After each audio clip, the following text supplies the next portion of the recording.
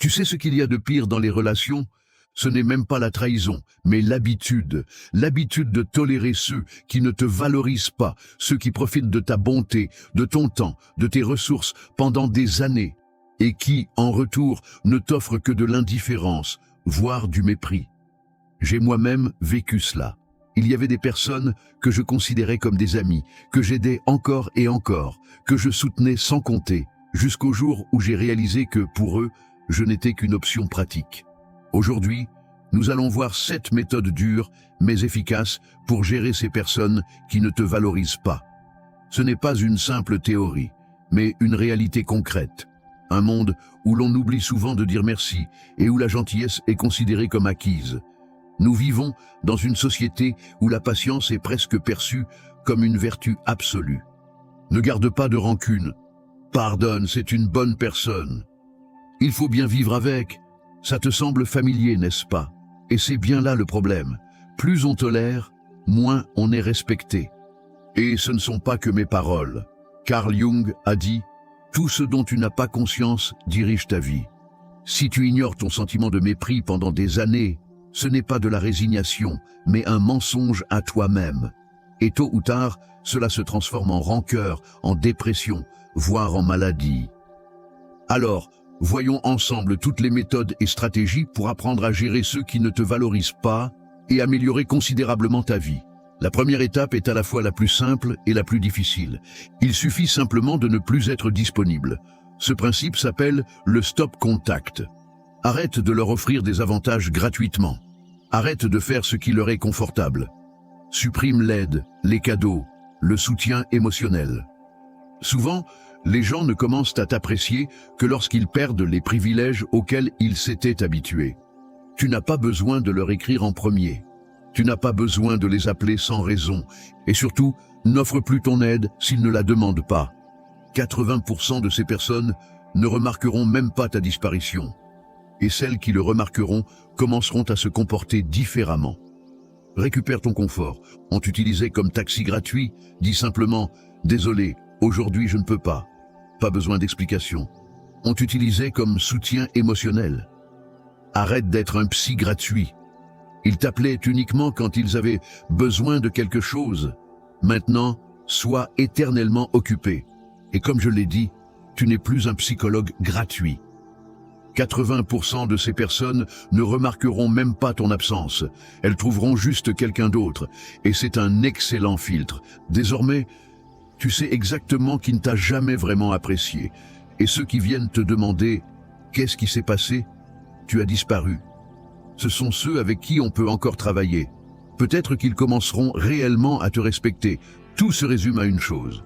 Les gens ne valorisent que ce qu'ils peuvent perdre. Tant que tu es toujours disponible, tu es comme l'air pour eux, invisible mais indispensable. Mais dès que tu disparais, soit ils suffoquent et réalisent enfin ta valeur, soit ils trouvent un autre air. Et dans ce cas, tu n'auras aucun regret. Si tu as l'impression que c'est une forme de manipulation, détrompe-toi, c'est simplement poser des limites. Si quelqu'un tient vraiment à toi, il remarquera ton absence. Et si ce n'est pas le cas, alors tu viens simplement de faire de la place pour ceux qui t'apprécieront réellement. Rappelle-toi, ne sois pas toujours disponible. Ton temps est précieux. Investis-le en toi, dans ton bien-être et dans ce qui te fait réellement du bien. Et d'ailleurs, il y a quelque chose qui te fait du mal chaque jour sans que tu t'en rendes compte et qui accélère aussi ton vieillissement. Dans la description ou en commentaire épinglé, je t'ai laissé un article à lire après cette vidéo où je te parle de 4 aliments qui nuisent à ton quotidien. La deuxième méthode pour gérer ceux qui ne te valorisent pas, comparer leur comportement avec celui qu'ils ont envers les autres. Faisons une petite expérience. Rappelle-toi comment cette personne interagit avec ceux qu'elle respecte vraiment. Avec son patron, elle est polie, attentive, toujours disponible. Elle sourit aux personnes importantes, engage la conversation, arrive à l'heure. Mais avec toi, elle répond par des monosyllabes. Oublie ce qui est important pour toi. Maintenant, pose-toi cette question. Est-ce que mon ami ou mon partenaire agirait ainsi avec quelqu'un qu'il respecte? Si la réponse est non, alors ce n'est pas ta faute, c'est son choix. Tu n'es pas trop exigeant. Ils choisissent consciemment comment te traiter. Pourquoi ce principe fonctionne-t-il? C'est simple. Tu arrêtes de te mentir à toi-même. Avant, tu pouvais te justifier. C'est juste son caractère. J'ai peut-être fait quelque chose de mal. Mais maintenant, tu vois la réalité. Avec les autres, ils agissent différemment. Donc ils pourraient, mais ils ne veulent pas avec toi. Tu remplaces les émotions par une analyse froide. C'est blessant? Oui. Mais maintenant, tu as des faits, pas des suppositions. Comme l'a dit Jung, tout ce dont nous n'avons pas conscience nous contrôle. Tout ce dont nous prenons conscience est sous notre contrôle. Arrête d'attendre que ces personnes changent. Si quelqu'un peut être attentionné mais choisit de ne pas l'être avec toi, c'est une décision consciente. Investis ton énergie dans ceux qui te rendent l'appareil. En France, on dit souvent « mieux vaut un oiseau dans la main que 100 qui volent ». Mais si cet oiseau est une personne qui ne te valorise pas, peut-être vaut-il mieux le laisser s'envoler et trouver ceux qui se réjouiront sincèrement pour toi. J'ai moi-même cru un jour, encore un peu, et ils comprendront à quel point je suis important pour eux. Mais ensuite, j'ai vu ces mêmes personnes se transformer totalement devant ceux qui étaient plus importants à leurs yeux. Et c'est là que j'ai compris. Le problème, ce n'est pas que je ne sois pas assez bien pour eux, c'est eux qui ne sont pas assez bien pour moi. Depuis, j'applique une règle simple. Si quelqu'un te place en dernier dans sa vie, ne lui accorde même pas une petite place dans la tienne. Et toi, as-tu déjà remarqué comment certaines personnes se comportent différemment avec toi et avec les autres? Écris en commentaire, on en discute. J'aimerais beaucoup entendre ton histoire. Le troisième principe de notre liste est la méthode du départ silencieux. Prends tes distances sans mots inutiles. Et tu sais, le plus étrange? Plus on essaie d'expliquer aux gens qu'ils nous font du mal, moins ils comprennent. Soit ils ne nous croient pas. Oh, tu te fais des idées. Soit ils se vexent. Quoi? Je t'ai blessé?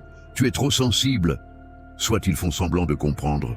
Mais une semaine plus tard, tout recommence. C'est pourquoi je vais te parler de la manière la plus puissante, mais silencieuse, de faire comprendre à quelqu'un qu'il est en train de te perdre. Sans dispute, sans long discours, sans ces interminables « on doit parler ». Tu commences simplement à disparaître. Avant, c'est toi qui écrivais en premier.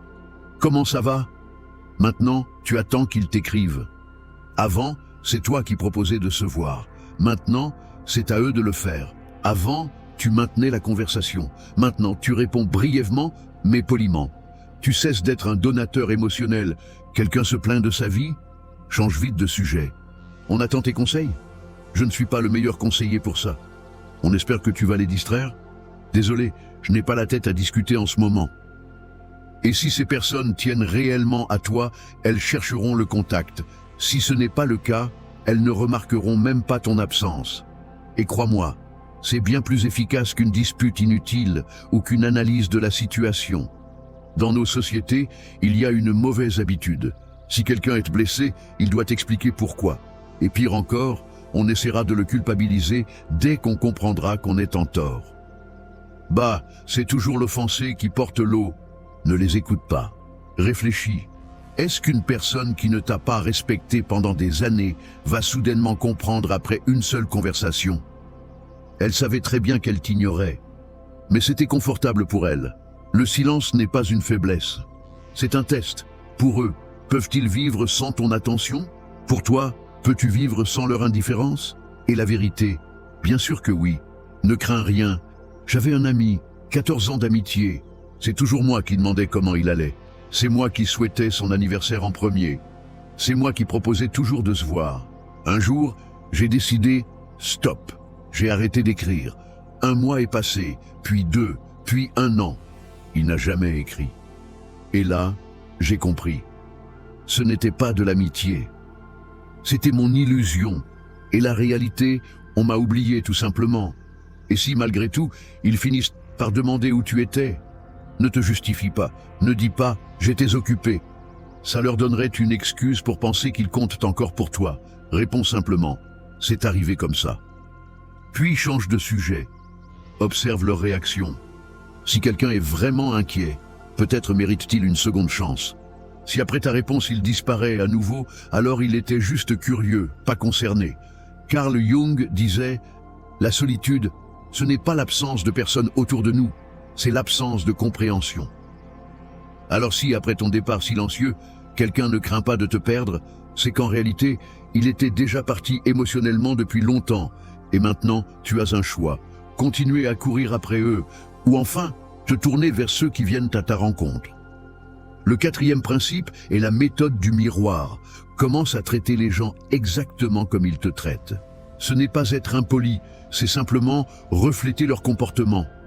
Ils ne t'écrivent pas, tu ne leur écris pas. Ils ne s'intéressent pas à ta vie. Tu ne t'intéresses pas à la leur. Imagine que chaque personne est un miroir. Elle reflète exactement ce que tu lui montres.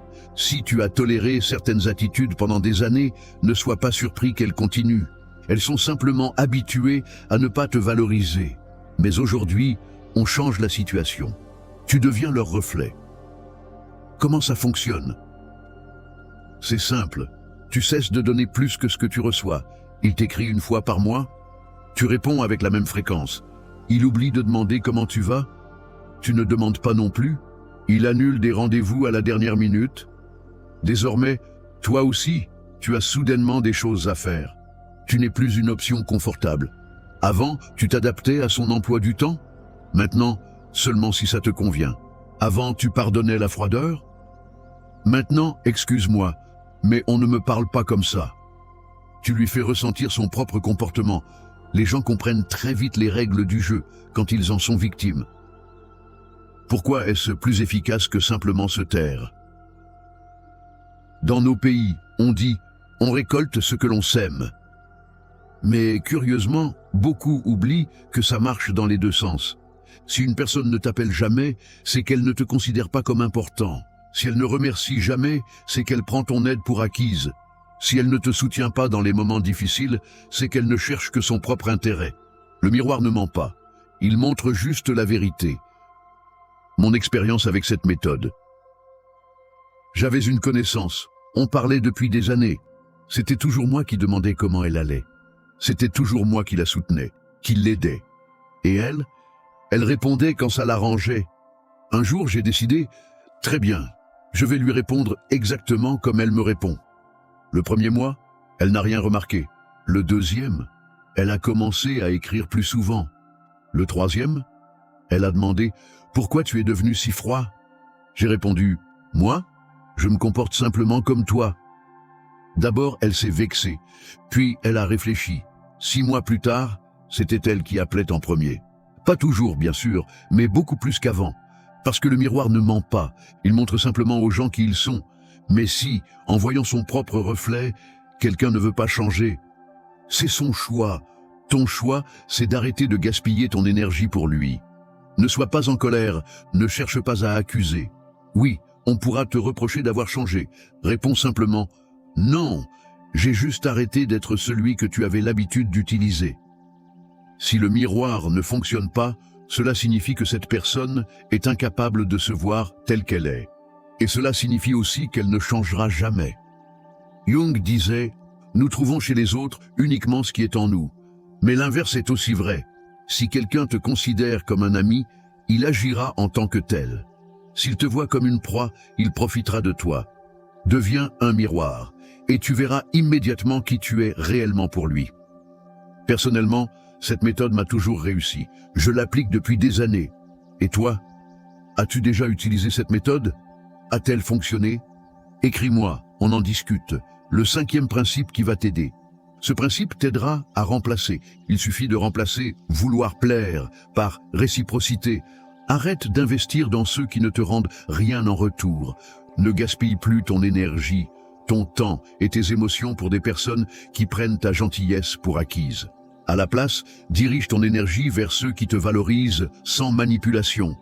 Si quelqu'un ne te répond pas de la même manière, ce n'est pas ta faute. C'est son choix. Mais c'est toi qui décides si tu veux continuer une relation à sens unique. Plutôt que de chercher à plaire à ceux qui ne l'apprécient pas, concentre-toi sur le principe de réciprocité. Investis uniquement dans ceux qui sont prêts à investir en toi. Ce n'est pas de l'égoïsme, c'est de la sagesse.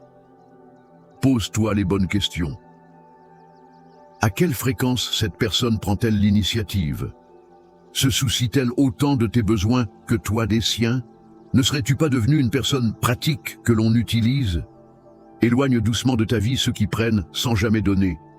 et consacre ton temps et ton énergie à des personnes qui se réjouissent sincèrement de tes réussites, à des choses qui te rendent heureux. À toi-même, car tu mérites autant d'attention que les autres. Ne t'explique pas, ne te justifie pas. Tu n'as pas à dire à qui que ce soit que tu as cessé d'investir. Agis simplement. Rends-toi un peu moins disponible. Arrête de toujours être celui qui propose des rencontres. Laisse les autres demander de l'aide en premier. Et si on te demande quelque chose, ose dire non de temps en temps, sans culpabilité. Observe la réaction. Les vraies relations vont se révéler. Si quelqu'un remarque le changement et te demande « Que se passe-t-il ?», c'est une opportunité pour une conversation honnête. Si au contraire, il disparaît ou se vexe, c'est qu'il te valorisait uniquement pour ce que tu lui apportais. Comprends ceci, point virgule. Les relations à sens unique épuisent. Elles sont comme un trou noir. Plus tu donnes, plus on attend de toi. La réciprocité, au contraire, crée des liens sains, fondés sur le respect, la gratitude et une joie sincère d'être ensemble. Tu sais, Carl Jung disait « Le piège le plus terrible pour l'homme, c'est sa relation inconsciente ». Et c'est vrai.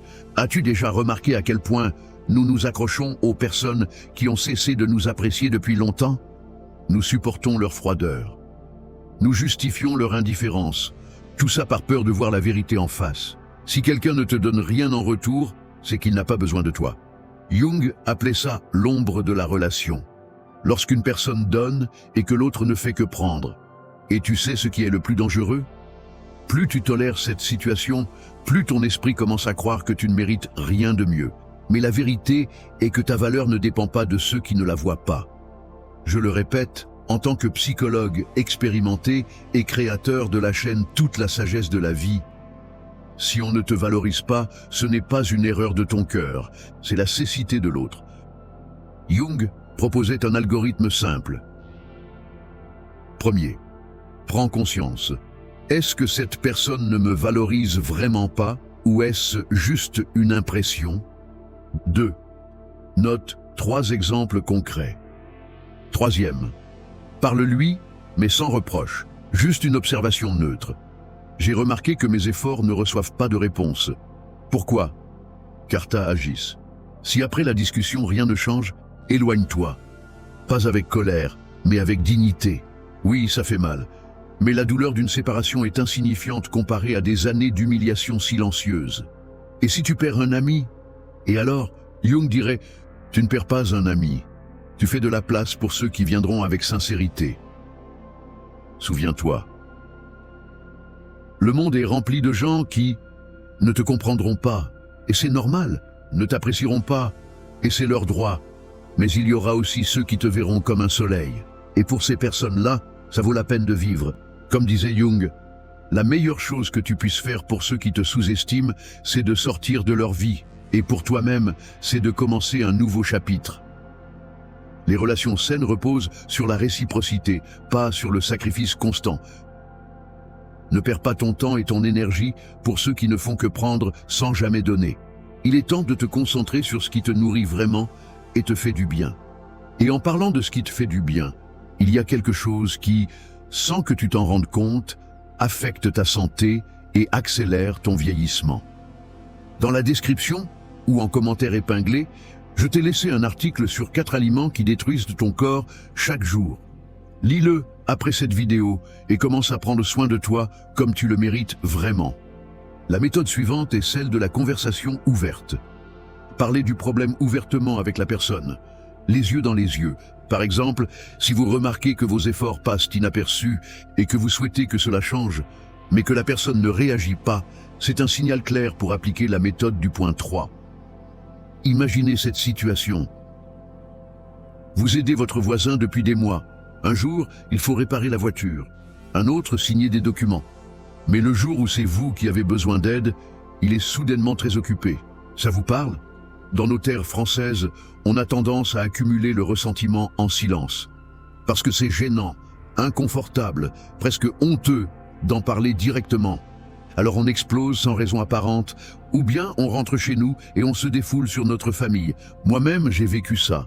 J'ai supporté pendant des années, et puis un jour, j'ai simplement cessé de parler à ceux qui ne me valorisaient pas. Mais il existe une meilleure approche, la conversation ouverte. Parlez à la personne de manière spécifique, sans tourner autour du pot, sans généralité, face à face. Dis-moi sincèrement, si tu ne veux pas aider, je préfère l'entendre clairement. Parce qu'en réalité, moi, je suis toujours disponible, et toi, jamais. 3 réactions possibles après cette conversation. La personne s'excuse et change d'attitude. Elle ne s'était tout simplement pas rendu compte du problème. Ces personnes-là, il vaut la peine de les garder dans votre vie. Elle commence à se justifier. Oui, mais moi aussi. C'est un drapeau rouge. Elle ne comprend pas du tout ou vous accuse. Dans ce cas, appliquez immédiatement la méthode numéro 3, la distance. Vous vous souvenez de ce que disait Carl Jung? Ce qui n'est pas conscient nous contrôle. Tant que vous restez silencieux, la situation continuera indéfiniment. Mon expérience personnelle. Le jour où j'ai commencé à parler franchement, sans agressivité, mais sans chercher à plaire, environ 50% des gens ont réellement changé leur comportement envers moi. Les autres, eh bien, c'est leur choix. Ce qui compte, c'est de ne pas avoir peur. Dans nos pays, on nous apprend souvent à être patient. Mais la patience ne veut pas dire se taire. Vous avez le droit, et même le devoir, de parler de ce qui vous dérange, parce que c'est la seule façon de bâtir des relations saines. Et si, après une discussion honnête, rien ne change, alors on agit avec plus de fermeté. Mais ça, je vous l'expliquerai dans une prochaine vidéo. La méthode suivante, qui t'aidera sans aucun doute, est le départ sans regret. Un jour ou l'autre, le moment viendra où il faudra faire le choix le plus difficile, mais aussi le plus libérateur. Partir.